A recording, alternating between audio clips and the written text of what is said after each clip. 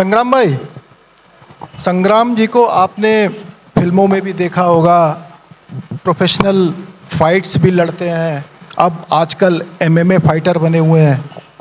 लेकिन आपको एक बात बताऊं कि ये भी कभी ओरिजिनल पहलवान जैसे अमन इस वक्त भारतीय टीम के लिए तैयारियां कर रहे हैं, कभी ये भी भारतीय टीम के लिए तैयारियां किया करते थे 2002-2003 में।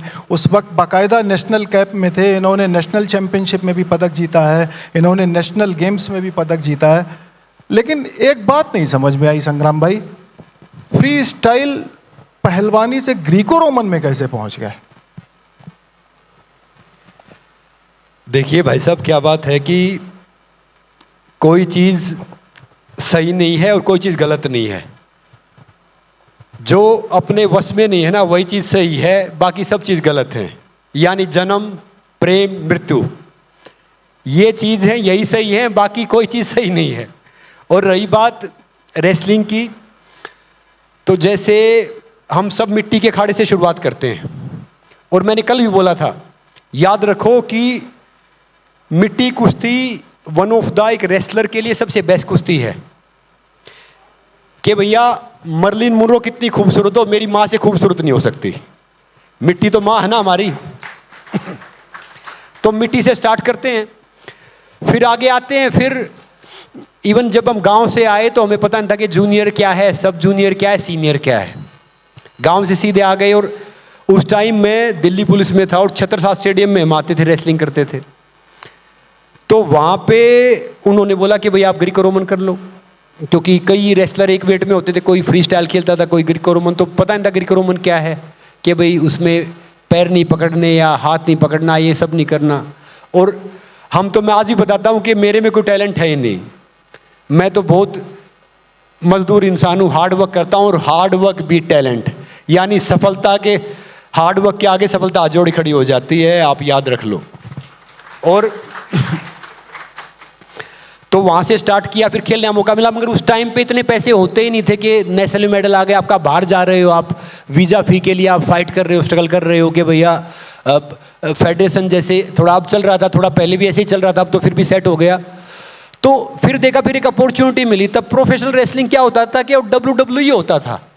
उस टाइम पे प्रोफेशनल रेसलिंग ये नहीं था कि भैया कोई दूसरी लीग हो रही है या कोई दूसरी की चैंपियनशिप हो रही है, बाकी चीज़ हो रही हैं। तो वहाँ पे मौका मिला, वो भी हमने करके देखा, और उसके काफ़ी शोज़ किए। देखो वो कहते हैं ना कि हर उम्र का शौक है जुदा जुदा, तो इसका भी हर खेल का एक अपना अलग मज़ा है, अलग आनंद है, अलग चीज़ें हैं। बाकी आजकल तो सच बताऊं मदारी हो गए हैं। तो मदारी क्या होता, तंबू कहीं लगाया, वहाँ से अनाज इकट्ठा किया, दूसरी जगह चले गए, वहाँ पे फिर तंबू लगाया, फिर अनाज इकट्ठा किया, दूसरी जगह चले गए। तो फिर वहाँ से फिर प्रोफेशनल रेसलिंग से आए, 3-3 मिनट कुछ राउंड करने का मौका मिला। फिर एमएमए पता नहीं था, 2-3 साल पहले तक एमएमए क्या है।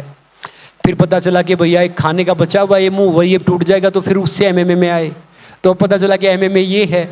तो बाकी क्या है कि जो भी मौका मिले आप करते रहो, और जब तक आपके हाथ पैर चल रहे हैं ना, सब कुछ ठीक है। बाकी उसके बाद तो पता नहीं क्या हो ना हो। और मेरा मानना ये है कि मैं किसी को ना वैसे बोल के जवाब नहीं देता, अपने एक्शन से जवाब दो। देखो बुराई वो करते जो बराबरी नहीं कर सकते, हम तो बराबरी करने नहीं, हम तो भैया बराबरी करने आए हैं, आगे बढ़ने आए हैं, जीतने आए हैं। तो अपनी लाइफ में लगे रहो। और अपने इंडिया में ना 98% तो रायचंद हैं, 2% ही करमचंद है ना, 98% तो हम रायचंद ही हैं। रायचंद है, हाँ, मतलब इधर से उधर राय देनी, उधर से इधर राय देनी, और ये बोलना और वो करना और वो करना। मेरा मानना ये कि करमचंद बनो और अपने काम से काम रखते ना, तो उम्र भी लंबी होती है और सेहत भी अच्छी होती है। तो मैं उसी पे बिलीव रखता हूँ। बिल्कुल ठीक कहा आपने, रायचंद ज्यादा है, करमचंद कम है। और जो कर्म से जुड़े हुए हैं उनके समय की भी बड़ी कीमत होती है, अनुशासन होता है। कैंप में पहुंचना, जैसे उन्होंने कहा लखनऊ में बड़ा साई सेंटर है और एशियाई खेलों का ट्रायल होना है, लेकिन चूंकि कोच भी यही है और पहलवान भी यही है। एक चीज जिससे हम सब विचलित भी हुए थे, सारे लोग जो यहाँ बैठे हैं कुश्ती से बहुत प्रेम करते हैं, कुश्ती को जानते हैं। अभी इन्होंने, हेमंत जी ने सवाल भी पूछा था कि आप 57 भी खेल रहे हैं, 67 भी खेल रहे हैं, तो इस वेट को मैनेज करना बड़ा चैलेंजिंग होता है। कोच को, डाइटिशियन को बहुत ध्यान रखना पड़ता है, लगातार ऑब्जर्व करना पड़ता है। लेकिन हमने देखा था कि अमन के साथ भी दिक्कत हुई, इनका थोड़ा वजन ज़्यादा निकला था, तो उसमें कोच की क्या भूमिका रहती, पहलवान से कहाँ दिक्कत हो जाती, क्योंकि 100 ग्राम वजन ज़्यादा था विनेश का, और उसमें इतनी दिक्कत हुई कि दुनिया, पूरा देश इंतजार कर रहा था, और वो मेडल उस चीज ने भारत के लोगों के, कुश्ती प्रेमियों के और खेल प्रेमियों के मन से अभी दिमाग से निकला नहीं है। तो पहले कोच साहब से जानूंगा, फिर पहलवान से खुद। ये आप लोगों का सबका तालमेल होता है, हर चीज मॉनिटर होती है, फिर भी कैसे ये गैप रह जाता है? जो वजन होता है, वजन जिस कैटेगरी में आप खेलते हैं उतना ही वजन होना चाहिए जब वेट होता है उस वक्त, लेकिन जैसे इनका भी ज्यादा निकला था, विनेश का भी ज्यादा निकल गया था 100 ग्राम, तो उसमें कहाँ गैप रह गया जो इतनी बड़ी टूर्नामेंट में भी इस वजन का ध्यान नहीं रखा गया? देखिए, कई बार माइक थोड़ा सा पास कर लीजिए। कई बार ऐसा होता है जब वेट घटाते हैं ना आदमी, वो सही ट्रैक पे चल रहे होते हैं, कई बार एकदम बॉडी के अंदर पानी की कमी हो जाती है, तो जिसके कारण ऐसे हालात बन जाते हैं। लास्ट में हम कोच ही उसको कहते हैं भाई अब तुझे वजन नहीं घटाना इस हालत में। इस कोच उस टाइम समझाता है इस चीज़ को, तो उस टाइम ये ऐसी पोजीशन आ जाती है, क्योंकि उस चक्कर आना शुरू हो जाता है, घबराहट शुरू होती है, उनको हालत दूसरी हो जब ऐसा होता है। लेकिन ये हर बार ही नहीं होता, कभी इस बार कई बार बॉडी की एकदम पानी का पता वाटर ज़्यादा कम हो जाता है, पानी एकदम बिल्कुल। केवल 100 ग्राम वजन की वजह से हम लोग उस सपने से दूर चले गए जो लगता था देश को मेडल मिल जाएगा। किसकी बात? विनेश वाले अच्छा, देखिए वो चीज़ अलग है जी, वो तो उसका कसूरवार विनेश खुद है उसकी। अच्छा, वे तो सबसे पहले इंडिया में गलती की उन्होंने, क्योंकि उसमें यहाँ पर 2 कैटेगरी में लड़ी है, वो अपनी कैटेगरी में लड़ी, वो वहाँ से यहाँ ही धोखे से वेट दिया, और 2 कैटेगरी क्या लड़ने की, अपनी कैटेगरी क्यों नहीं लड़ी आपने? तो उससे तो कसूरवार विनेश खुद कसूरवार है इस मामले में। उनकी गलती से ही ऐसा हुआ। अजी, उनकी गलती से ऐसा हुआ, उनकी गलती से हुआ है, और ये बहुत बड़ी गलती है, छोटी नहीं। इतने बड़े प्लेटफॉर्म पे आप वेट नहीं ला रहे, अब इस यहाँ से ही क्यों गए इस वेट पे आप? विनोद जी, अगर आप उस मौके पर वहाँ पर होते, आप भी भारतीय टीम के चीफ कोच हो, मान लीजिए अगर आप उस मौके पर वहाँ पर होते तो आप क्या करते उस वक्त? नहीं, मैं क्या तो निर्देश बिल्कुल, होता? मैं तो उसको बैन लगना चाहिए 4 साल के लिए। ये छोटी गलती नहीं, बहुत बड़ी गलती है जी। और ये जो गुमराह किया इस बारे में कि वेट नहीं आया, आप लोगों को नहीं पता वेट ज़्यादा था, 100 ग्राम नहीं था वेट, 100 ग्राम वेट नहीं था उसका, और ज्यादा था, ज़्यादा वेट था। ये लोगों को नहीं पता इस बारे में जी। हम तो आप लोग जो हाँ बताएं, जी, हाँ जी, 100 ग्राम तो आदमी बाल भी काट लेगा, और भी चीज़ से ले आया वेट लेके आ सकता है। तो ये अमर उजाला संवाद के मंच से बड़ा खुलासा हमारे कोच साहब कर रहे हैं कि जो विनेश वाला मामला था उसमें उन्हीं की गलती थी, और जो ओवरवेट माना गया था वो केवल 100 ग्राम नहीं था, उससे भी ज्यादा था। तो हम कोशिश करेंगे इसके तहत, लेकिन ये बड़ी बात संवाद के मंच से आई है, और चूंकि मेरे पास 2 बार टाइम अप का इशारा आ गया है इस वजन वाले मामले में। अमन जी, आप खुद पहलवान है, कोच का बयान तो हमने सुन लिया, आपका क्या कहना है? ये वेट मैनेज करना, इसमें वो कह रहे हैं कि पहलवान की खुद की गलती है, आपका क्या कहना है इस मामले? आप भी इससे गुजर चुके हैं। देखो जी, सबसे पहले तो प्लेयर की जिम्मेवारी है वेट लाने की। तो कई बार शरीर में हो जाती है मतलब दिक्कत, वेट घटाते वक्त पेट में दिक्कत हो गई, कई और मतलब कोई प्रॉब्लम हो गई शरीर में, तो कभी कभी नहीं भी आता। तो हर बार ऐसा नहीं होता, मतलब हम पहले से ही सेट करके चलते हैं, हाँ भाई ये टूर्नामेंट है तो इसके हिसाब से इस दिन इतना वेट दिखाना है। तो अगले हमारा ऐसा हो गया कि भाई अगले दिन भी वेट दिखाना पड़ता है। पहले तो ऐसा था भाई पहले दिन ही फाइनल सब कुछ हो गया, अब फाइनल और मेडल बाउट अगले दिन होती हैं, तो फिर अगले दिन भी हम ऐसे ही करते हैं भाई अगले दिन भी दिखा पाएँ, हम पहले से सब कुछ सेट करके चलते हैं जी। चलिए, एक मेरा सवाल संग्राम से था। कई सालों से सोच रहा था कि आमने सामने कभी रूबरू होंगे तो पूछेंगे। कई बार मुझसे लोग पूछते हैं कि प्रोफेशनल फाइट्स, लोग कहते हैं प्रोफेशनल फाइट्स तो नूरा कुश्ती होती है, इसमें कितनी सच्चाई है संग्राम भाई? आप तो खुद प्रोफेशनल फाइट्स भी लड़े हो, अब MMA लड़ने जा रहे हो मिक्स मार्शल आर्ट्स में, और वो भी पाकिस्तान के साथ 2-2 हाथ करोगे मलेशिया में। देखिए भाई साहब, क्या है कि हम सबसे बड़ी वर्ल्ड की डेमोक्रेसी हैं और सबके अपने विचार अलग अलग हैं। अब आप खुद बताओ कि राजनीति क्या है?